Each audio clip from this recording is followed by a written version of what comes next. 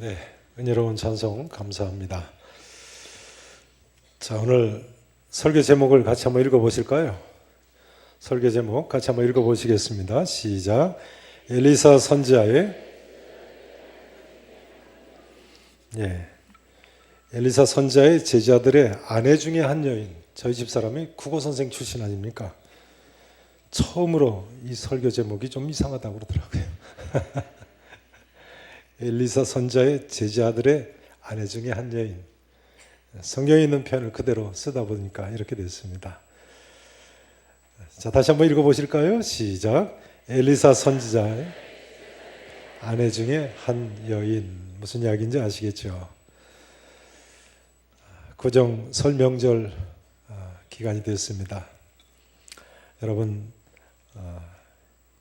2016년 한 해 벌써 한 달이 지나고 한 주일이 지났습니다. 세월이 참 유수와 같이 빠른 것 같습니다. 송구 영신 예배를 드린 것이 엊그제 같은데 벌써 한 달하고도 한 주일이 지났네요. 좌우에 계시면 한번 같이 인사 나누시죠. 새해 복 많이 받으세요. 네. 명절 잘 되시어요. 같이 한번 인사 나누시죠. 네.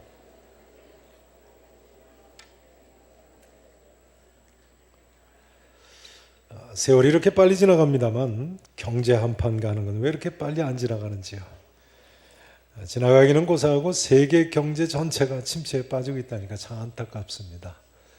2015년 지난 한 해 동안 경제 성장률이 마이너스였던 나라가 40여 개국이나 된다고 그래요. 그 이상이죠, 사실은. 경제가 더 쇠퇴한 나라들이죠.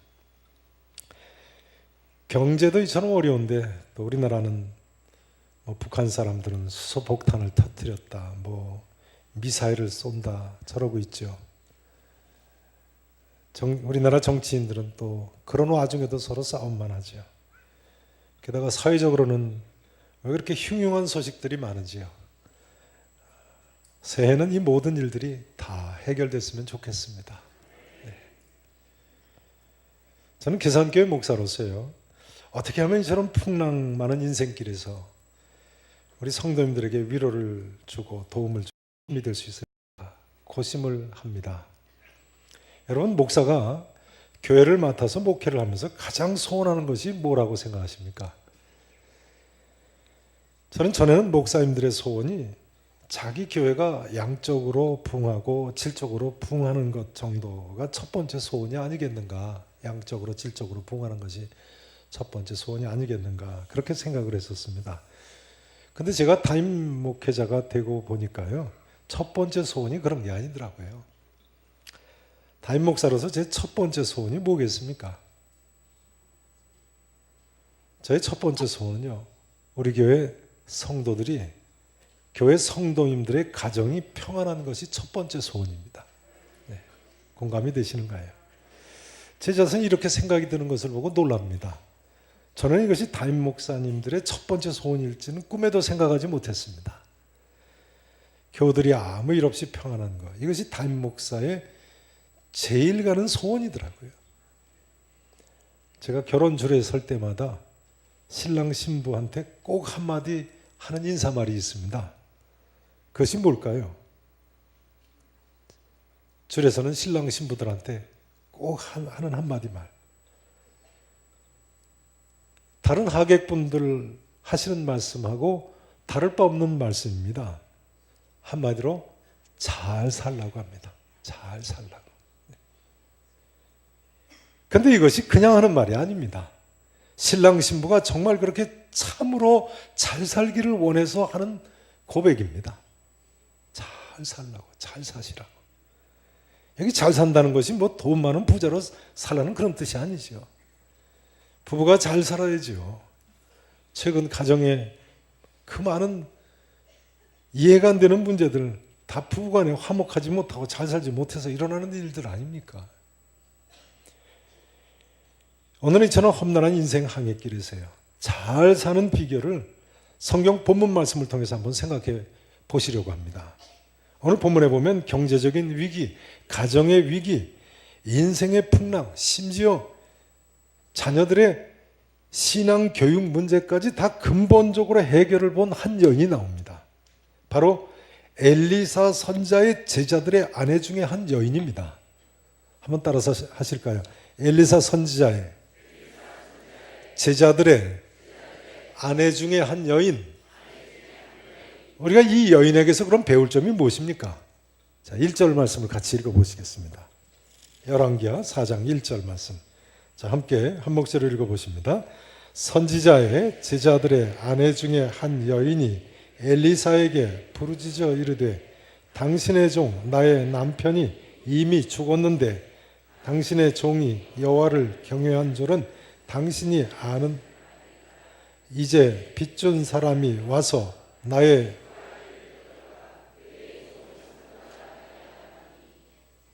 이 여인은요, 따라서 하시죠. 고난 중에도 하나님을 배반하지 않은 사람, 고난 중에도 하나님을 배반하지 않은 사람이었습니다.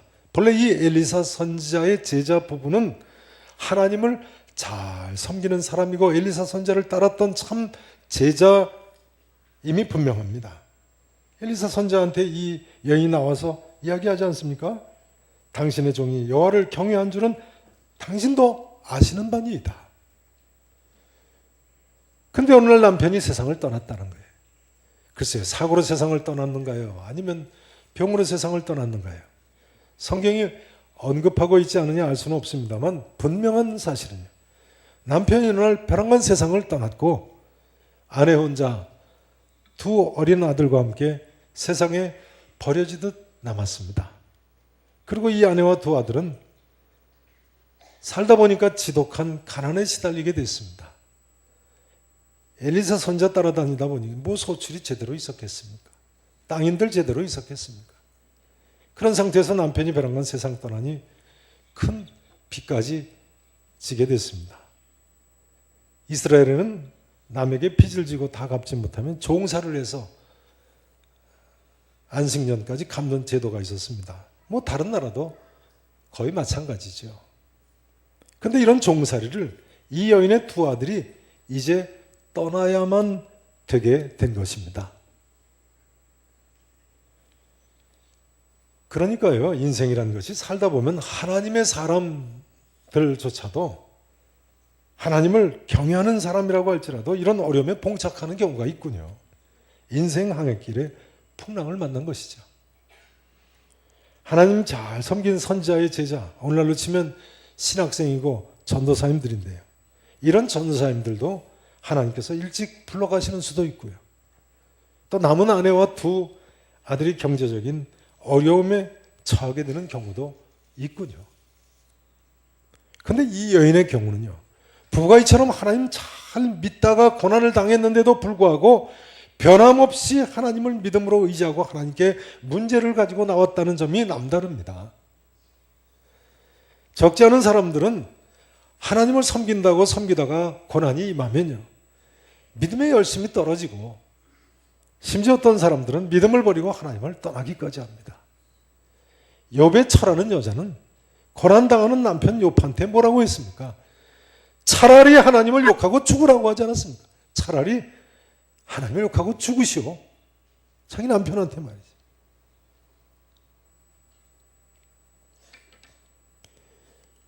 그러나 성경은 믿다가 혹시 고난이 임한다고 할지라도 절대로 하나님을 배반해서는 안 될 것을 보여주고 있습니다. 지난주 말씀이죠. 열왕기하 1장에 보면 북왕국 이스라엘 왕 아하라는 사람, 왕궁 다락 난간에서 떨어져서 병이 드니까 사자를 블레셋 에그론 지방의 신인 바알세붑에게 보내면서 이 병이 낫겠나 물어보라고 했습니다. 요즘으로 치자면 예수 믿다가 고난이 임하니까 점집에 물으러 보내거나 무당에게 구태하는가 물어보러 보낸 격이죠. 이때 엘리야 선자가 아하시야 왕의 사자들을 만나서 뭐라고 꾸짖었습니까? 이스라엘에 하나님이 없어서 너희가 에그론의 신 바알세붑에게 물으러 가느냐? 계시록 2장 3장에 보면 서아시아 7교회 중에 칭찬받는 교회는 2교회뿐입니다. 7교회 중에 2교회만 칭찬을 받았습니다. 근데 이 두 교회가 왜 칭찬을 받았습니까? 우선 빌라델피아 교회는요, 내가 작은 능력을 가지고도 내 말을 지키면 내 이름을 배반하지 않았도다 칭찬을 받았습니다. 작은 능력을 가지고도 하나님 말씀대로 살려고, 하나님 말씀 지키고 하나님의 이름을 뭐 하지 않았다고요? 배반하지 않았다는 거예요. 배반하지 않았다. 또 이렇게 칭찬받고 있습니다. 내가 나의 인내의 말씀을 지켰느니라. 고난과 역경이 임했어도 끝까지 인내로 믿음을 지킨 것을 칭찬하고 계십니다. 칭찬받은 또 하나의 교회인 서문학교회죠. 이 교회, 예수님 때문에 환난과 궁핍을 당한 교회였습니다. 그러나 그들이 끝까지 서문학교회 교우들이 주님을 배반하지 않을 때에 이렇게 칭찬받습니다. 내가 내 환난과 궁핍을 알거니와 실상은 내가 부유한 자니라. 여러분, 우리의 실상은 어떻다고 생각하십니까? 서로 믿다가 고난을 당했다고 할지라도 예수님을 절대로 배반하지 않는 사람, 이런 사람이 실상은 부유한 자이고 잘 사는 사람인 줄로 믿으시기를 축원합니다. 많은 사람들이 요즘 경기가 말이 아니라고 어렵다고 이구동성으로 이야기합니다. 이유에 어떻든 간에요, 서로 그간 하나님 잘 섬겨왔는데 고난이 임했다고 할지라도 그 문제를 믿음으로 다시 한번 하나님께 가지고 나아가기만 하면 될 줄로 믿으시기를 축원합니다. 오늘 이 여인이 엘리사 선지자에게 그 문제를 가지고 나아갔듯이 말입니다. 이 아침에 어떤 문제가 내 앞에 있다고 할지라도 변함없이 하나님 아버지께 그 모든 문제를 가지고 나아가셔서 해결받고 돌아가실 수 있기를 진심으로 다시 한번 축원하겠습니다. 자, 이제 1절, 2절 말씀을 다시 한번 보십니다. 이제 두 번째 이 여인의 특징입니다. 제가 1절을 읽습니다. 2절을 읽으시죠. 1절 제가 다시 한번 봉독을 드립니다.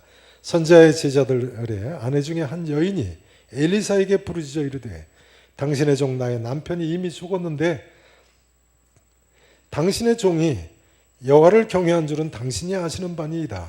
이제 빚준 사람이 와서 나의 두 아이를 데려가 그의 종을 삼고자 하나이다 하니 2절 같이 읽으시죠.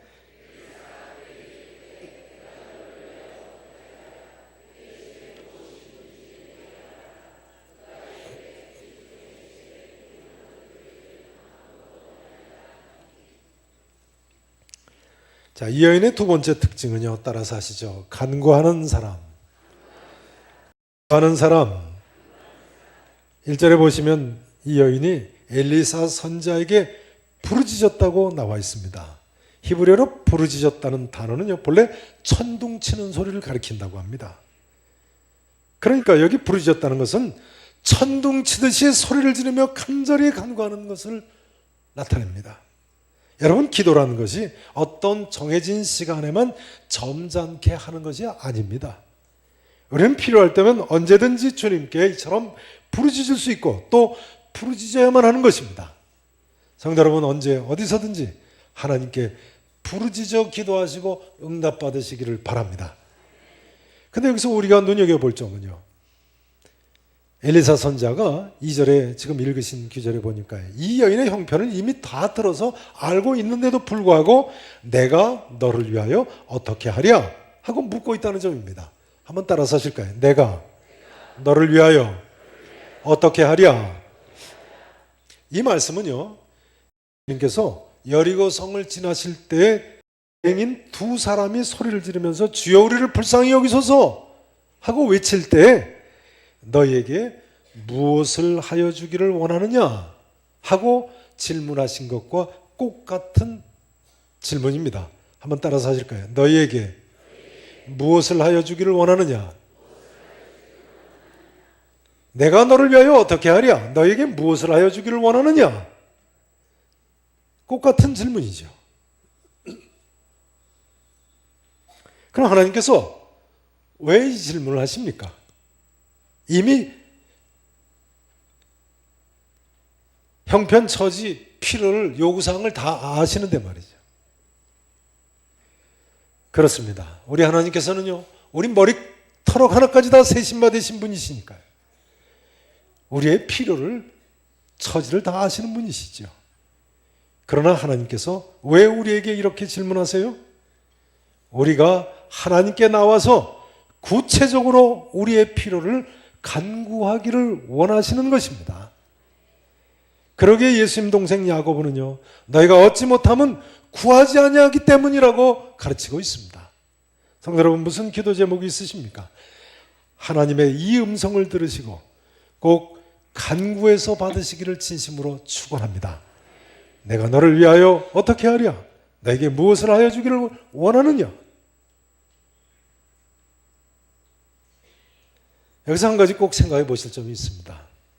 전에 어떤 집사님께서 저한테 전화를 하셨어요. 요지인즉슨 이렇습니다. 그분 전화 내용이 이렇습니다. 어떤 목사님께서 설교 시간에 뭐라고 말씀하셨냐면요, 나는 기도할 때 표적과 기사를 구한다고 말씀을 하셨다는 거예요. 뭘 구한다고요? 기도하실 때 표적과 기사를 구한다고요. 근데 전에 또 다른 목사님이 뭐라고 말씀하셨냐면, 이 시대에는 표적과 기사가 없다고 말씀하셨는데 어떻게 된 것입니까? 이렇게 전화를 하셨어요. 이 시대에는 표적과 기사가 없다고 주장을 하셨다는 거예요. 어떻게 생각하십니까? 이런 이야기 들어보신 적 있으시죠? 이 시대에 기적이 있느냐 없느냐, 병 고치는 은사가 있느냐 없느냐, 그런 문제들인데요. 답이 무엇입니까? 답이 뭔가요? 답은 이렇습니다. 이 시대는요, 표적과 기사 중심의 시대는 아닙니다. 말씀 중심의 시대입니다. 무슨 시대라고요?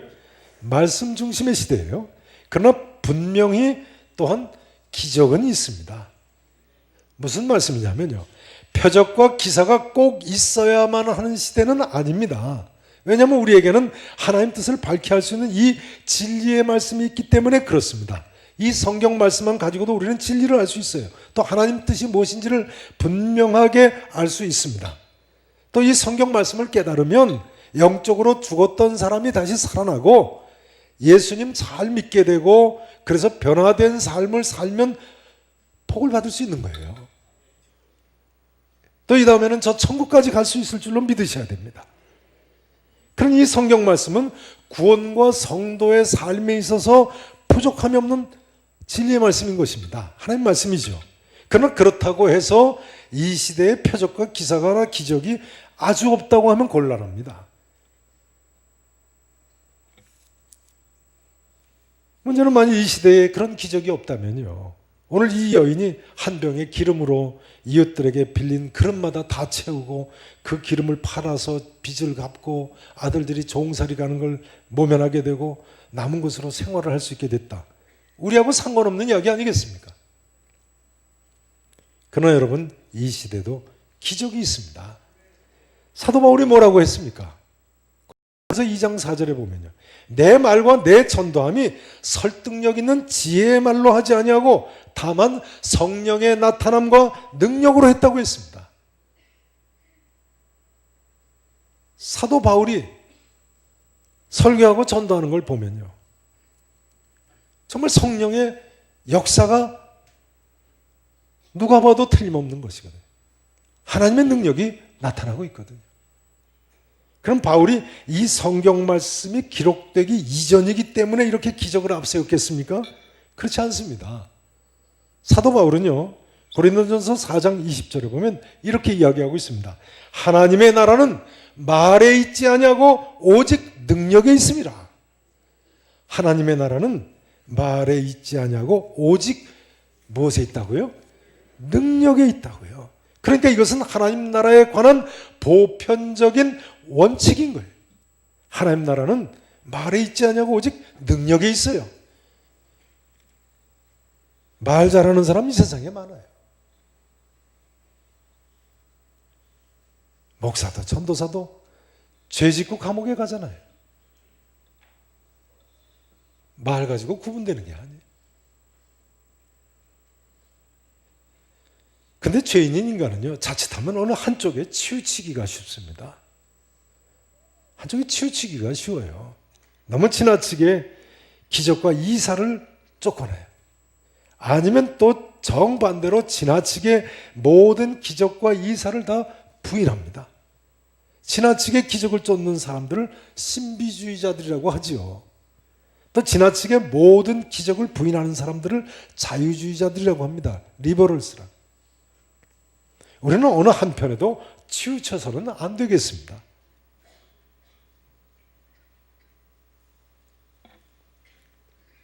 물론 오늘 본문에 나타나 있는 기름 한 그릇이 빌려온 그릇마다 다 채울 수 있었다. 이 정도 기적은 성경 기록 이전의 이적 중심 시대에도 대단한 기적이죠. 그러나 우리에게도 하나님의 기적적인 도우심이 하나님께서 허락하실 때는 있을 수 있을 줄로 믿으셔야 됩니다. 이 시간 바라기는요, 구정을 맞이해서 우리 모두 믿음으로 간구해서 하나님의 선하신 도우심을 올 한 해도 맛보아하실 수 있기를 진심으로 축원하겠습니다. 자, 이제 3절에서 6절 말씀을 보십니다. 세 번째 이 여인의 특징적인 모습이 나와 있습니다. 자, 제가 3절을 읽습니다. 6절까지 저하고 교독을 하십니다. 이르되 너는 밖에 나가서 모든 이웃에게 그릇을 빌리라. 빈 그릇을 빌리되 조금 빌리지 말고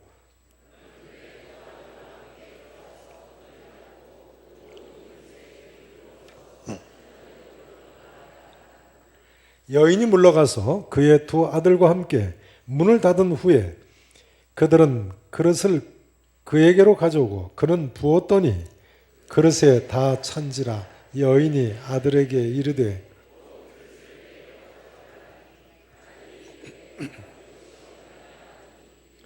곧 그쳤더라. 아멘. 자, 이 여인은요 세 번째로 따라서 하시죠. 어떤 가운데도 순종하는 사람, 어떤 가운데도 순종하는 사람. 오늘 이 사건은요 열왕 17장에 나오는 엘리야 선자가 사르밧 과부에게 행한 기적과 유사하지요. 사르밧 과부는 통에 가루 한 움큼하고 병에 기름 조금 밖에는 없었습니다. 그러나 엘리야 선자가 먼저 그곳으로 그 통에 가루 한 움큼 병에 있는 기름 조금 그걸 가지고 날 위해서 작은 떡 하나를 만들어 내게로 가져와라. 그리고 그 후에 너와 네 아들을 위하여 떡을 만들라고 했어요. 그런데 사르밧 과부가 이 말씀에 순종해서 열왕기상 17장 15절에 보니까 그가 가서 엘리야의 말대로 하였더니 그와 엘리야와 그의 식구가 여러 날 먹었다. 이렇게 돼 있어요. 이 얼마나 순종이 어려운 이야기겠습니까? 통에 가루 한 움큼 있는데 기름 조금 남아있는 걸 가지고 먼저 자기를 위해서 작은 떡을 하나 만들어 갖다 바치라니. 그런데 사르밧 과부는 순종을 했다는 거예요. 마찬가지로 오늘 이 엘리사 선자의 제자의 아내도요, 엘리사 선자의 말을 끝까지 순종을 했습니다. 집에 기름 한 그릇 외에는 없는데 이웃들한테 가서 빈 그릇을 빌려온다. 그것도 한두 개가 아니고 조금 빌리지 말고 많이 빌리라니. 순종한다는 것이 상식적으로 가능한 이야기겠습니까? 그런데 이 여인은 사르밧 과부 이상으로 대단한 순종을 했어요. 성도 여러분, 이제 이 말씀을 꼭 기억하셔야 되겠습니다. 기적의 비결은요 하나님 말씀에 순종하는 것입니다. 어떻게 해야 기적이 일어날 수 있다고요? 하나님 말씀에 순종해야 됩니다. 우리는 이성적으로 불합리한 것처럼 여겨질 때조차도 오늘 이 여인과 같이 사르밧 과부와 같이 말이죠, 하나님 말씀에 순종해야 됩니다. 그래야 하나님의 놀라우신 도우심을 체험할 수 있는 거예요. 여러분, 하나님 뜻대로 순종하며 살아보세요. 기적적인 도우심을 목격할 수가 있을 줄로 믿습니다. 아브라함이 독자 이삭을 드릴 때 뿌리 수풀에 걸려있는 수양을 발견했습니다. 여호와 이레, 여호와께서 준비하시는 기적을 체험을 하게 됐죠. 모세는요, 출애굽기 14장 1절에 보면 하나님께서 돌이켜서 바다와 믹돌 사이에 장막을 치게 하라고 하시니까요, 순종해서 오던 길로 돌이켜 가서 장막을 쳤다는 거예요. 바다와 믹돌 사이에. 지금 그 길이 어떤 길입니까? 애국 군대가 자기를 뒤따라오는 길인데도 불구하고 되돌아가서 장막을 쳤다는 거예요. 도저히처럼 순종할 수 없는 지경에도 오던 길로 돌아가서 장막을 치니까 홍해바다가 바로 그곳에서 갈라졌다. 여호수아 장군 얼마나 순종했습니까? 여리고성을 하루에 한 바퀴씩 6일간 돌고 마지막 7일째는 7바퀴를 돌고 함성을 질렀는데 여리고성이 무너지는 기적을 맛봤어요. 7바퀴 돌고 함성 질렀는데 그 성이 안 무너졌으면 어떻게 됐겠어요? 사사 기도원 횃불을 들고 나팔 불고 소리만 질렀는데도 미디안 군사들이 서로 싸우고 자멸하고 말았습니다. 만일 미디안 군사를 밤에 포위하고 횃불 들고 나팔 불고 소리를 질렀다. 미디안 군사들이 서로 싸우지 않았으면 어떻게 되는 거예요? 생명 걸고 순종해야만 하는 데서 순종을 한 거예요. 이처럼 순종하기 불가능할 때라도 믿음으로 순종하니까 기적이 일어났니? 성경에 무궁무진하지 않습니까? 성도 여러분, 올 한 해 더욱더 이 하나님 말씀에 순종하며 사시기를 바랍니다. 그리하시면 오늘날도 하나님 살아계심과 도와주심을 맛보아 아실 줄로 믿습니다. 어떤 의미에서 기적이 일어나는 유일한 비결은요, 하나님 말씀에 대한 순종, 즉 하나님 뜻대로 사는 거예요. 묵묵히 순종하며 살다 보면요, 하나님의 기적적인 도우심을 목격할 수가 있을 줄로 믿습니다. 이제 말씀 증거를 마쳐야 되겠습니다. 오늘의 주인공인 엘리사 선자의 제자의 아내는요, 엘리사 선자를 만나서 기적적인 도우심으로 가정의 모든 문제를 다 해결받았습니다. 가정의 모든 문제를 다 해결하는 정도가 아니라요, 두 아들의 신앙 교육까지 성공을 했어요. 한번 여쭤보겠습니다. 이 여인의 두 아들 일평생 믿음의 길 떠날까요? 안 떠날까요? 얼마나 좋은 믿음으로 살겠어요. 기적의 현장을 목격했는데 이런 기적이 오늘날도 우리 가운데 일어났으면 얼마나 좋겠습니까? 그런데요, 오늘날은 엘리야 선자나 엘리사 선자 같은 선자가 없으니 누구한테 나가야 되는 것입니까? 누구한테 나가야 되는 것입니까? 우리는요, 이 여인처럼 엘리사 선자보다도 더 능력 있으신 예수 그리스도께 나아가기만 하면 될 줄로 믿습니다. 선자의 제자의 아내 이야기가 다른 사람의 이야기가 아닌 바로 우리 모두의 이야기가 되어야 되겠습니다. 아무쪼록 구정 명절을 맞이했어요. 새해에는 우리 계산교회 모든 성도님들께서 오늘의 이 여인처럼 예수 그리스도께 믿음으로 기도함으로 순종함으로 나가셔서 하나님의 큰 역사의 주인공들이 되실 수 있기를 진심으로 축원하겠습니다. 따라서 하시겠습니다. 나를 따라오라. 나를 따르라. 너는 나를 따르라. 기도하시겠습니다. 전능하시고 분명히 살아계신 우리 아버지 하나님, 아무리 생각해도 세상은 험하고 우리가 가야 할 인생 항해길은 풍랑이 없을 수 없는 망망대해와 같은 인생길입니다. 하나님 우리를 도와주셔야 되겠습니다. 아버지 하나님, 열왕기하 4장에 엘리사 선자의 제자의 아내처럼 주님 앞에 우리의 모든 문제를 가지고 나옵니다. 우리와 우리의 자녀들을 불쌍히 여겨주시옵소서. 이제는 예수 그리스도께 나와서 예수님만 의지하고 하나님 원하시는 대로 살기를 원하는 사랑하는 성도들, 하나님께서 하나님의 살아계심과 선하심을 맛보아 알게 해 주실 줄로 믿습니다. 올 한 해도 믿음으로 순종함으로 살 때 하나님, 열왕기하 4장의 이 여인처럼 문제 해결받고 하나님 살아계심을 드러내는 복된 삶을 우리 모두로 살게 해 주시옵소서. 감사하고 살아계신 예수 그리스도 이름으로 간절히 기도합나이다. 아멘.